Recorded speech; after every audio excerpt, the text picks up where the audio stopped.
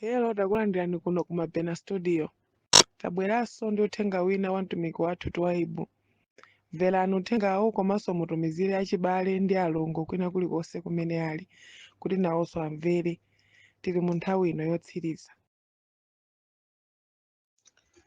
Ndiyamikire mmawa uno chifukwa cha funso limene laphatikizika ndi pempho kuchokera kwa mulongo Thokozani Malere.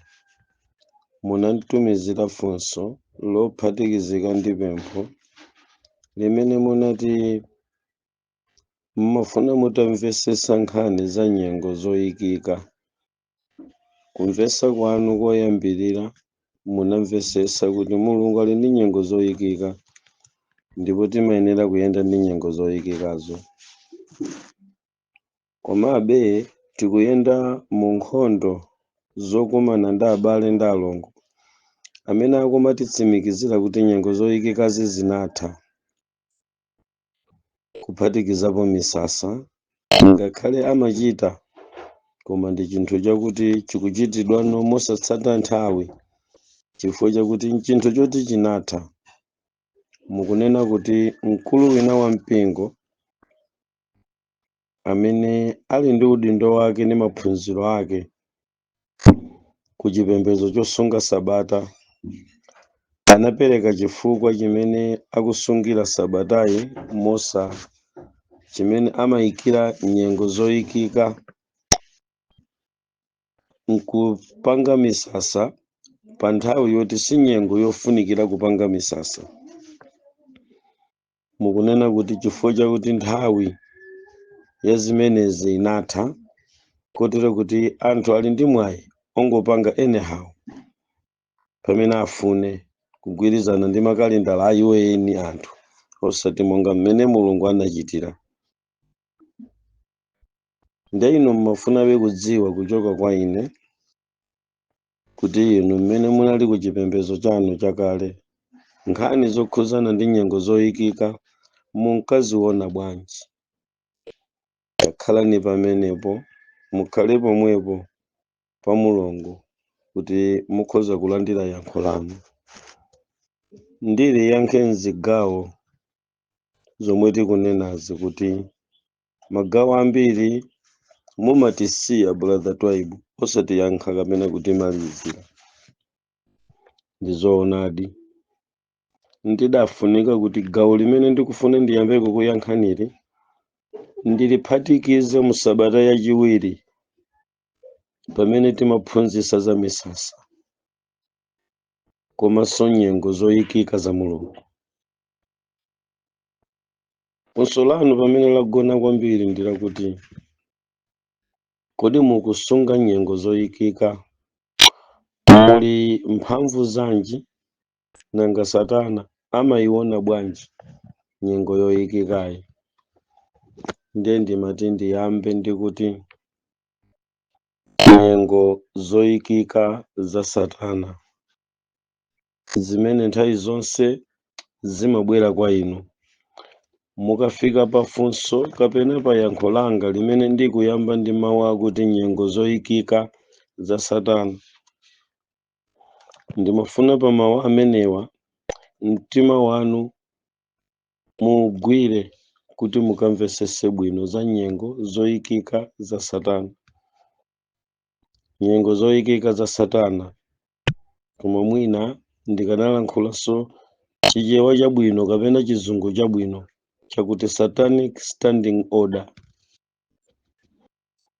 Nthawi zonse pamene tikulandira lamulo kuchoka kwa Mulungu, kuchoka m'Baibulo, palibe kalikonse kamene Satana amakataya koma kanalembedwa ku Baibulo. Unditolere bwino chichewachi. Palibe kalikonse kamene ndi lamulo limene linachoka kwa Mulungu kubwera kwa ife kudzera m'Baibulo kamene Satana amakataya kunja. Ofesi ya Satana ndiyerekezi ndikuyang'ana zolakwika zimene anthu olemekeza Mulungu akulephera kuchita, zimene Mulungu wawo adawalamulira. Chichewa chimveke. ofesi ya Lucifer imene ife tidagwirako ntchito yake ndi kuyang'ana zolakwika zimene ana a Mulungu akuchita, zimene zinalembedwa m'Baibulo, iwo nakanika kuchita zimene Mulungu wawo anawawuza. Ofesi ya Satana imayang'ana zimenezo. Tamverani, mpaka pamene ndimatuluka posachedwa apa chipembedzo cha Satana chama 2012 momwe nkuti padakalibe kuti izi nzachipangano chakale kapena malamulo awa ngachipangano chatsopano. Kugawa kumene anthu timagawa kuti izi ndi nyengo zoyikika zachikale, tsopano tili za Yesu. Satana amayang'ana kuchokera pa Genesis mpaka pa buku la Chivumbulutso. Imeneyo ndi standing order yandiyerekezi. Nyengo zoyikika za Satana amayang'ana kuchoka pa Genesis mpaka na pa buku la Chivumbulutso, kuyang'ana zimene anthu okhulupirira Mulungu kudzera m'buku la Baibuloli sakuchita, koma Mulungu wawo adawuza kuti azichita. Ndipo amatenga zimenezo nkumapita kokaneneza pa phiri lakuti uku kuli angelo a Mulungu, ma guardian angel ndi anzawo, mosogozedwa ndi mzimu wa Yesu. Iye wayima uku mchigwa cha mapiri atanyamula iyeyo Lucifer, Satana che ndi anzawo achina Beliali, kumbuyoko achina Leviathan ndi anzawo, na amayang'ana zimene ana a Mulungu sadachite koma Mulungu adawuza kuti achite kuchokera pa buku la Genesis. Tsono ngati wina atabwera kukuwuzani kuti izi zinzachikale zidatha, nzachipangano chakale zinapita, akhoza kukhala kuti mchiphunziso, mchiwerengedwe ndi mchitidwe wa iyeyo malinga ndi mmene iwo anamvera Baibulo. Koma zimene iwo anamvazo ndi zimene amaphunzirazo ndi ziphunziso zawo mmene zidawayimitsira kuti izi zidapita pomatenga mavesi ena ankali mwa Baibulo. Ine ndikuchokera ku kampani inayo ndiye ndikupaseni chithunzi chimene kampani inayo ya Lucifer imaonera kulakwitsa kwa ana a Mulungu. Iye amayang'ana kuchokera pa zimene Mulungu analemba m'Baibulo kuchoka ku Genesis mpaka ku buku la Chivumbulutso, ndipo amawerengera kulakwitsa. Pali chiwerengero cha Khristu ambiri a mipingo yambiri ku dziko lapansi amene Satana amasangalala nawo, ndiwo gulu lambiri la anthu limene linabwera kudzagawa kuti izi ndi za chipangano chakale, izi ndi za chipangano chatsopano, ndipo kudzayamba chipembedzo cha nyuwani kusiya izizi. Amawerengera mtengo wa kuchimwa, mtengo wa kulakwa, ndipo iye amanyadira kuti timu yambiri inagwa pakulephera kutsatira zimene Mulungu analemba m'Baibulo. Samayika kuti chipangano chakale, sayikanso kuti chatsopano, chifukwa buku limodzi lonse mukulionali ndi limene Lucifer amaliyang'ana ndi chidwi, kalemba kalikonse, kadoti kalikonse, kachiwerengero kalikonse, ka a kalikonse, kakoma kalikonse, iye amakadziwa kukawerengera nkumayang'ana ndi chidwi mpingowo ukulakwa pati, chifukwa this is opposition party. Mukapita nkhani yokhuzana ndi kuti iyi ndi opposition party, mungopita ku nyumba ya malamulo mudzaona akayimirira ministala kufotokoza komali kumbali ya boma otsutsa amatenga constitution nkumayang'ana malamulo, mudzamva kuti point of order akukweza dzanja kuyamba kufotokoza kolingana ndi section number chakuti page chakuti nkhani imene mukunenayo speaker sa sindiyo, chifukwa ikunena zakuti. Kotero kuti mukanena kuti ndi nyumba ya malamulo kwa opposition ndi mtsutso, koma umagona pa malamulo a dziko la Malawi, umakachitikira ku parliament. Ndikhulupirira kuti mukundimvesa bwino. Now pakati pa dziko lapansi mdierekezi ndi chipani cha Mulungu mu nyumba ya malamulo iyi ya Baibulo, opposition imayang'ana zimene Baibulo linalemba ndi zimene chipani cholamula chakumwamba chikukanika kuchita. ndi amayang'ana zonse, samanena kuti lamulo ili limene adalemba achinapita ayi ili lakamuzu amatenga constitution ya dziko la Malawi inalembedwa liti nanga ndondomeko zili mmenemo zitsatidwa motani, ndi amatenga malamulo onse nkuapititsa ku parliament kuja. Likalakwika lamulo limenelo otsutsa amaliyang'ana ndipo amalankhula. Tsono mmenemu ndi mmene ma standing orders andiyerekezi anayimira mukamanena za nyengo zoyikika za m'Baibulo, kapena ndinene kuti mukamanena zotsatira zimene Baibulo lidanena mumapezeka olephera bwanji kwa Satana. Tonse timapezeka olephera pafupifupi ambiri, timakanika kukhala perfect akatiyeza Lucifala ndi zimene Mulungu wathu adatilembera m'Baibulo timasankha. Zina timapanga koma zina tinasiya mwadala potsatira malemba ena. Ndiye ndikupaseni chithunzi chakuti ufumu wa Satana umayang'ana zonsezo kuti ngati zolakwika zakuti inuyo mwalephera kuzitsatira mwandondomeko. Choncho ngati pali ena amene anataya nyengo zoyikika nkumaphonya masiku kuyika pawo, Lucifer amayang'ana mmene mwaphonyera masikuwa, amawerengera ngati anthu olephera. Misasa yopanga payokha Satana amawerengera ngati anthu aja alephera. Alephera pati? Atenga deti ina yosalingana ndi imene Baibulo ili lonse lidalemba. Kutakhala kuti ku parliament tikhoza kunena kuti aphonya lamulo lina limene constitution ya dziko la Malawi lidalemba. Constitution yathu ya ife ndi Baibulo, ndiye tili ndi opposition mu nyumba yotchedwa Parliament House dziko lapansi, kumene opposition ndi ruling party amakhala ndi zokambirana, amachita duelo pa Baibulo lomwelo. Ndikuti Satana amayang'ana zimene Baibulo lidalemba ndi ma errors amene inuyo mukuchita, amazitenga kuti zimenezo ndi nyengo zimene inu ana a Mulungu mwalephera. So pano ponena za kusinthanisa kwa nyengo zoyikika kumene ana a Mulungu timachita, ndikukuyankhani funso lakuti munkaona bwanji?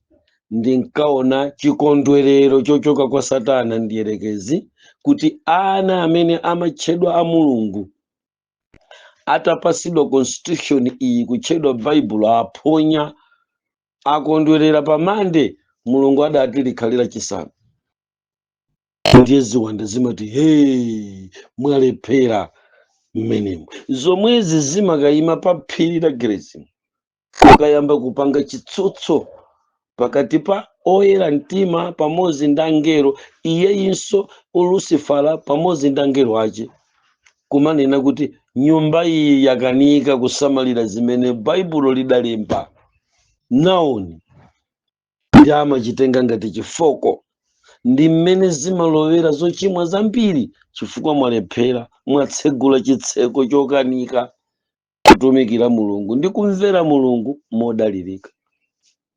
Ndi mmene chipembedzo cha Satana kapena ine mmene ndimaonera ana a Mulungu akalephera kutsatira zimene Baibulo lonse lidalemba, Lucifer amasangalala kuti ana ache aphonya malamulo. Gawo lachiwiri, Satana ali ndi nyengo zoyikika zimene amatsutsa nazo anthu ku dziko lapansi, ndipo anaziyika kuti nyengo zimenezo ndi zoyikika za iyeyo.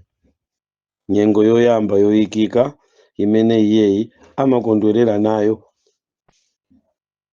ndi 3 AM, chifukwa 3 koloko ya mamawa ndi nyengo imene ziwanda zimanyoza Yesu kapena kupembeza kapena kunyoza opembeza Yesu. Zimayimirira 3 AM kuchita mapemphero koma achipongwe.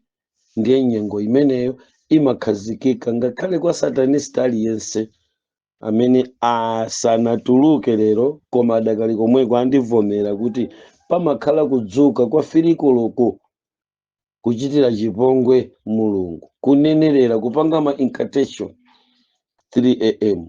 inayikidwa kukhala nyengo yoyikika, ndipo masatanisti onse amatsatira zimenezi. Ndipo iweyo ngati sunapange nawo mapemphero a 3 am a nyengo yoyikika ya satana, usazinamize pa gulupu paliponse kunena kuti udali wa satani. Ngati ndi choncho ndi kuti unali wongoyerekezera, sudali weniweni. Imatengedwa kuti ndi nyengo yoyikika.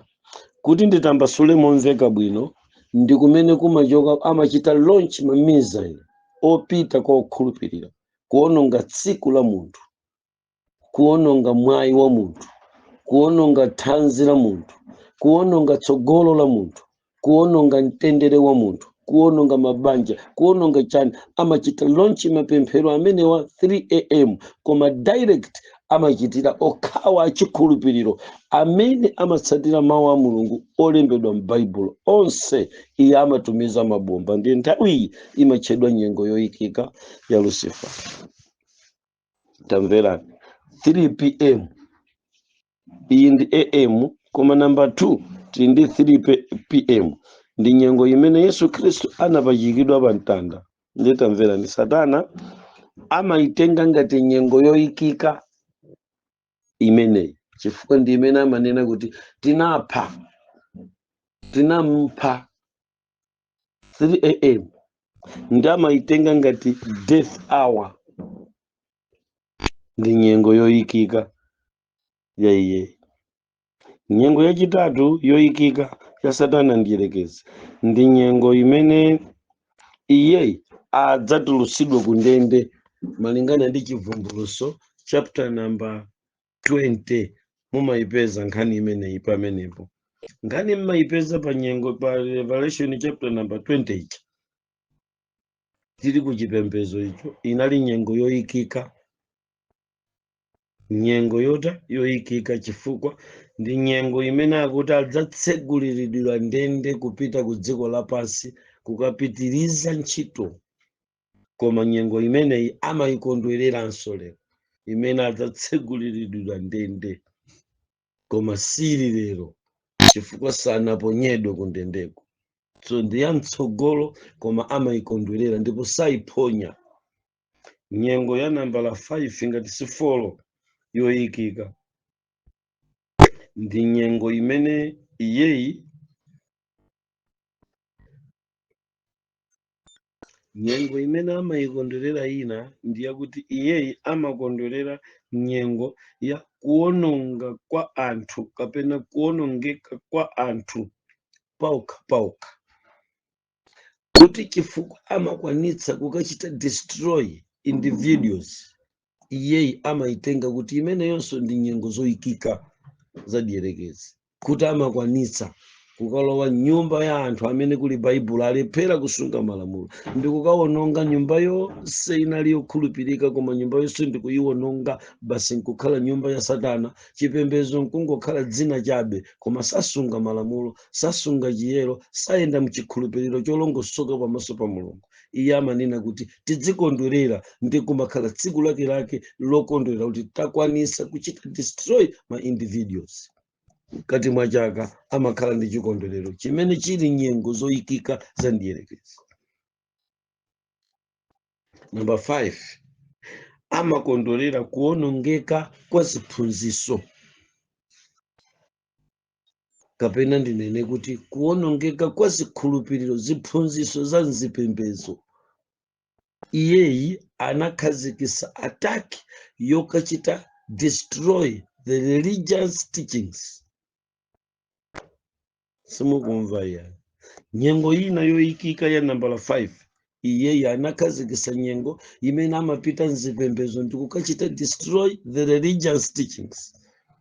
Kotero kuti zipembedzo zina ndi ziphunzitso zina zimene ife timayendamo lero ndi zakuti zinachitidwa kale defeat ndi ndiyerekezi, samaziopa. Olo inuyo mmaona kuti mukumvera Mulungu, koma samaziopa. Pamenepa pali nkhani chiphunzitso cholondola ndi thengenenge kumidima. Mukayenda pa chiphunzitso cholondola chochokera m'Baibulo ndi kuchitsatira, ndi thengenenge kwa ndiyerekezi. Kumakhala njenjenje mukangoyimirira ndi Baibulo ndi chiphunzitso cholondola. koma chifukwa chakuti ambiri timayimirira ndi chiphunzitso chimene Satana adachiwononga, iye amakhalanso ndi tsiku lokondwerera kuti anakwanisa kuchita destroy the religion's teachings. Nkhani yosausa imene nyengo yoyikika ya nambala 6 timayamba kuyipeza pang'ono mu buku la Masalimo 75 ngati sindikulakwisa verse number 2. Nyengo imeneyi ya nambala 6 ndi kusintha kwa nyengo. Baibulo limatiuza ku buku la Chivumbulutso kuti azasintha nyengo ndi nthawi. So kusintha kwa nyengo ndi nthawi nkumaona kuti gulu lina likuyenda mu kusintha kwa nyengoku ndi nyengo yoyikika ya mdierekezi. Kumakhalanso chikondwerero cha mipingo imene imayenda m'mapulogalamu amadeti osinthika ndi dongosolo la dziko lapansi pokachotsa ndi kupatutsa okhulupirira Mulungu otsatira nyengozo. Ndiye iyeyi anaononga nyengo ndi nthawi. Ndi chimene chija ndi nyengoso yoyikika kwa iyeyi. Amakhalanso ndi zikondwerero. Ife takhala nawo ma celebration amene muzikondwerero zimenezi, mu nyengo zimenezi. Now mumvese ndili pa nyengo nambala 6 imene ndi kusintha nthawi ndi nyengo.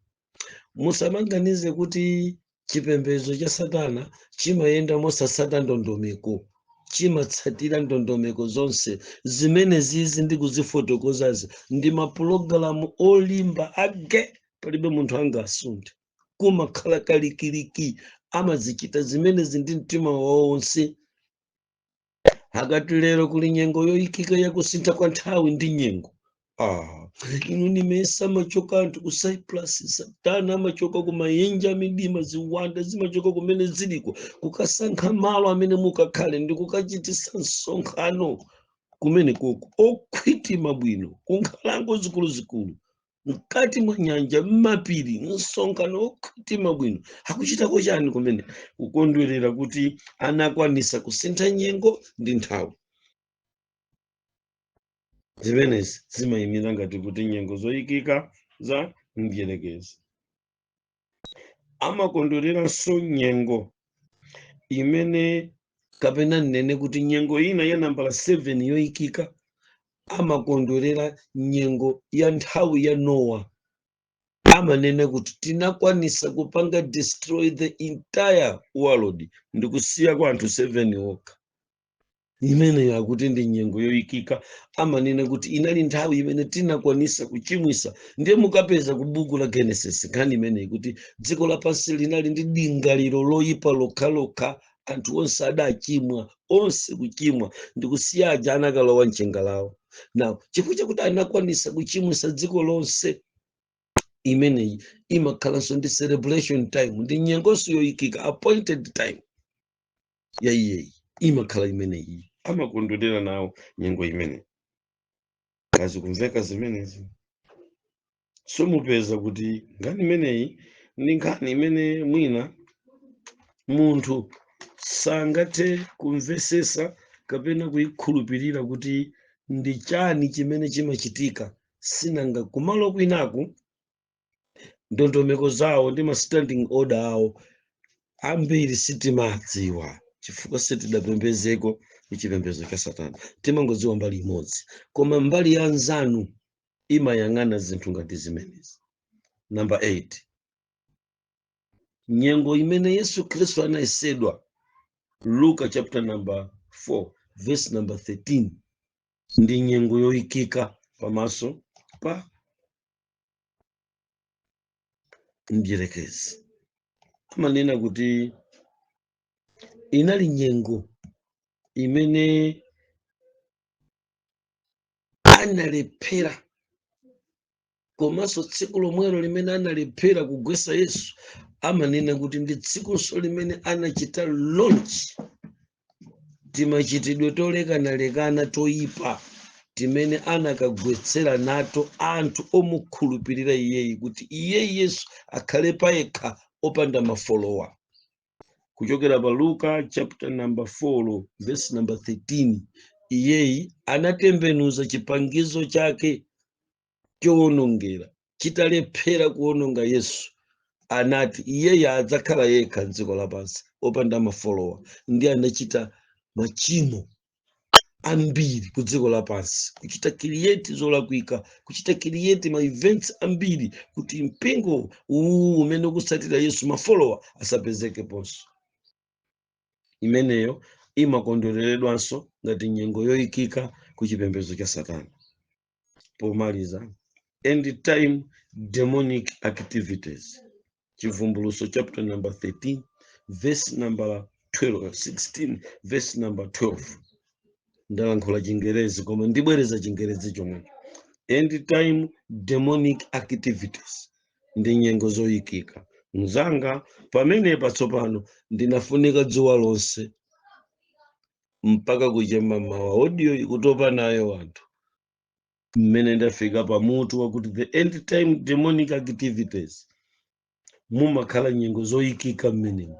Koma akamakondwerera nkhani imene iyi iwowa amayang'ana chimene Baibulo linalemba lanu lomwe litu.